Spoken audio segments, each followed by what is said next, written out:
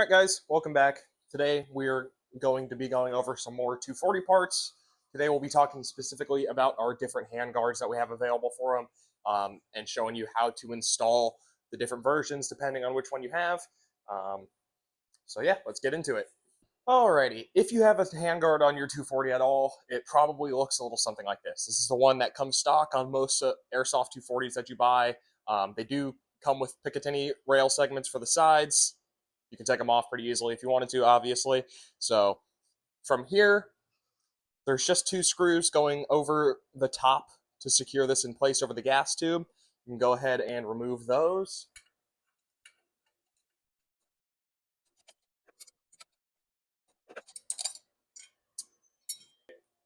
This is how a lot of people run them, completely slick like this.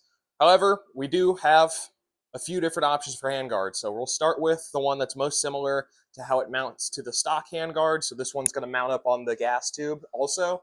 So we do include screws with it, so you don't have to worry about reusing the stock hardware, just in case you don't have it because you hadn't run a handguard on it for a very long time, and now you want to.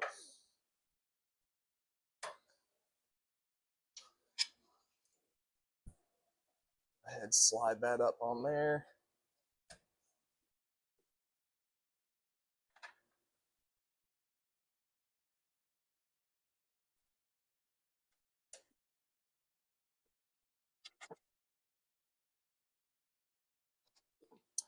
Alrighty, and just like that, you have your new, what we have labeled as gas tube mounted handguard on your 240. We do have them obviously in this M-Lock version right here. We do also have them in a Picatinny that is shortened up just like this one, so it doesn't extend all the way back like the M-Lock one does here. Looks a lot more traditional. So we'll go ahead and take this one off of here and show you the other style of handguard that we have. Before we move on, this one, you still have the ability to run a bipod if you want to. All right, we'll still reach all the way back here. And notice, if you do want to run this on a vehicle, you still have your tripod mount available. The next handguard is going to switch that up just a little bit.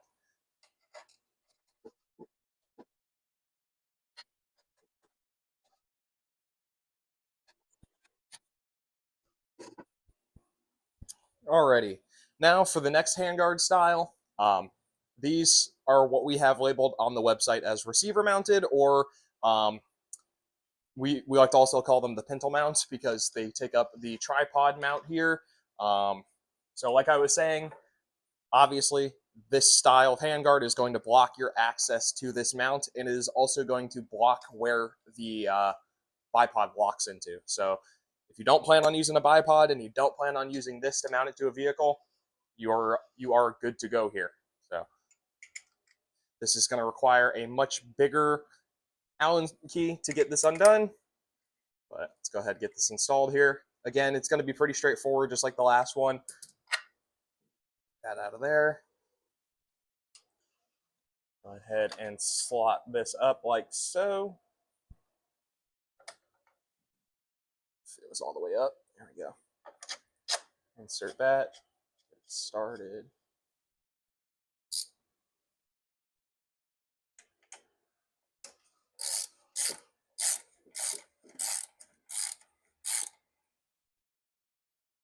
Boom. Just like that. Super straightforward to get both of these styles of handguards installed. Just like the gas tube mounted for the pintle mount, we do have a Picatinny version as well. Again, depending on what style you're going for, this was a request by a few customers after we had released these. Very familiar for some of you guys that might have been in airsoft for a little while. Specific airsoft team like to run their 240s like this. So if you guys have any questions or comments or anything that you might like different about these handguards, let us know in the comments below. Send us a message, shoot us an email, whatever. And if you want to pick up one for yourself, go ahead and hit the link in our bio. Head over to bullcraftindustries.com.